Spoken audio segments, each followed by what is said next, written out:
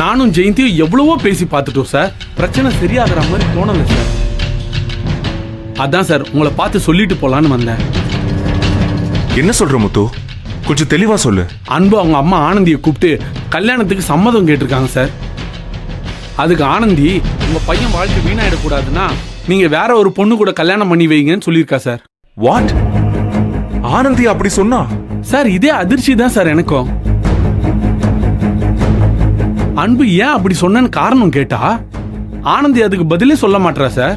நானும் ஆனந்தி கிட்ட இந்த விஷயமா பேசினேன். அவ அக்காவோட கல்யாணம் தான் முக்கியம்னு சொன்னா. அதுவா கூட இருக்கலாம்ல. அன்பு ஏன் ஃபோர்ஸ் பண்றா? சார் அன்பு ஃபோர்ஸ் பண்ணல சார். ஆனந்தி தான் வேலைக்கு போற மாதிரி தெரியுது. ஆனந்தி சொன்ன அந்த ஒரு வார்த்தை அன்பு அம்மாவை வேற மாதிரி யோசிக்க வச்சிருக்கு சார். என்ன வேற மாதிரி யோசிக்கிறாங்க? ஊர்ல இருந்து அன்புவோட மாமா பொண்ணு துளசி வந்திருக்கா சார். என்ன முத்து சொல்ற? துளசியா?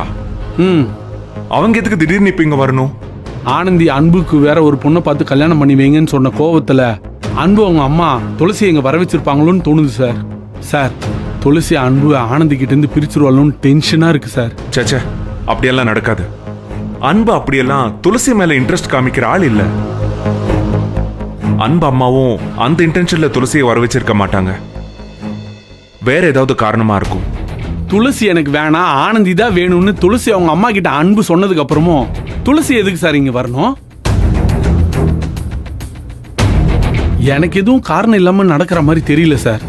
நீங்க தான் சார் அன்பையும் ஆனந்தியும் கூப்பிட்டு பேசி கொஞ்சம் புரிய வைக்கணும். நீ சொல்றது எல்லாம் வச்சு பார்க்கும்போது பிரச்சனை அன்பு ஆனந்தி மட்டும் இல்ல, அன்பு அம்மான்னு தோணுது. நான் அன்பு அம்மாவை கூப்பிட்டு பேசி பார்க்கறேன். நீ கவலைப்படாத, நான் பாத்துக்கிறேன்.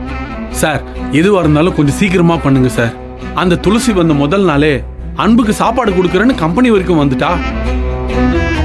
அது அடுத்த பிரச்சனை ஆகிறதுக்குள்ள எப்படியாவது தடுங்க சார்.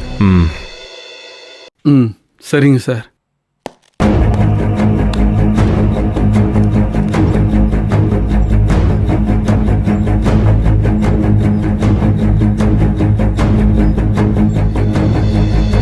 ஏற்கனவே அன்பு ஆனந்தியை எப்படி ஒண்ணு சேர்த்து வச்சு இந்த பிரச்சனையில இருந்து வெளியில வந்து மகேஷ கல்யாணம் பண்றதுன்னு தெரியாம டென்ஷன்ல சுத்திக்கிட்டு இருக்கோம். இப்போ புதுசா துளசி வர ஒருத்தி வந்திருக்காளாம். இனிமே அவளை வேற எப்படி சமாளிக்கிறதுன்னு யோசிக்கணுமா? நமக்கு மட்டும் ஏன் இப்படி எல்லாம் நடக்குது?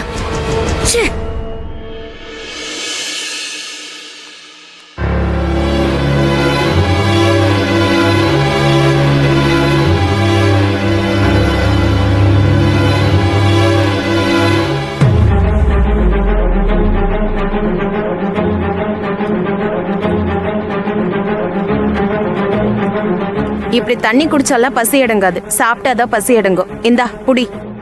நான் தான் வேண்டான்னு சொல்லிட்டேன்ல, நீ எதுக்கு இதெல்லாம் வாங்கிட்டு வந்த? நீ பசியா இருக்குன்னு தான் நான் வாங்கிட்டு வந்தேன். ஒருவேளை சாப்பிடாம இருந்தா நான் ஒன்னும் செத்துற மாட்டேன். எனக்கு வேணாம், தயவு செஞ்சு எடுத்துட்டு போ. ஏன் ரெண்டு பேரும் இவ்ளோ பிடிவாதம் பிடிக்கிறீங்கன்னு எனக்கு ஒண்ணுமே புரியல. முத்து, நான் எவ்வளவு சொன்னாலும் இவங்க கேக்குற மாதிரி தெரியல. நீ அது சொல்லு. நம்ம பேச்சுக்கு மரியாதை கொடுக்கறவங்களா இருந்தா இவ்வளவு நேரம் நம்மள கெஞ்ச விட்டு வேடிக்கை பார்த்துட்டு இருப்பாங்களா? நீ கெஞ்சி ஒன்னும் ஆக போறதுல, முதல்ல நீ போய் சாப்பிடுற வழிய பார். ஆமாண்ணே, கரெக்ட்.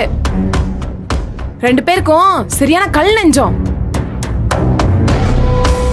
ஜெயந்தியக்கா வா, நம்ம போய் சாப்பிடலாம். அன்பு, நீ நினைக்கிற மாதிரி துளசி எந்த தப்பான எண்ணத்தோடவும் சமைச்சு கொண்டு வந்த மாதிரி தெரியல. உன் மேல இருக்க பாசத்துல தான் சமைச்சு கொண்டு வந்திருக்கா. உனக்கு மட்டும் இல்ல, ஆனந்திக்கு சேர்த்து ஏதோ வாங்கிட்டு வந்திருக்கா.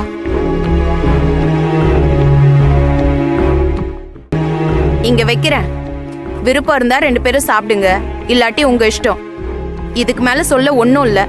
ஆனா ஒண்ணு மட்டும் சொல்லிக்கிறேன், நீயும் ஆனந்தி என்னதான் சண்டை போட்டிருந்தாலும் நீ சாப்பிடலன்னா அவ சாப்பிட மாட்டா.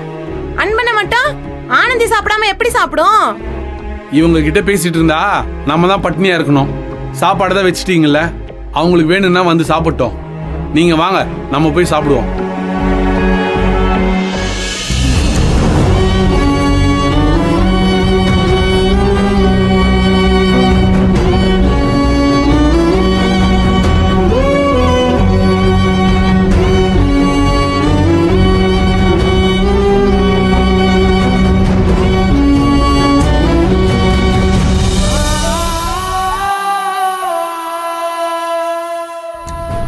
யாரும் பட்னியாலாம் இருக்க வேண்டாம்.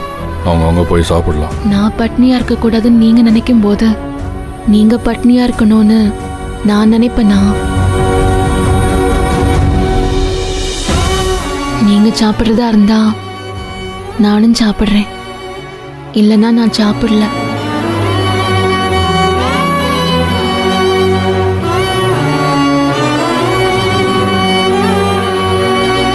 வா சாப்பிடலாம்.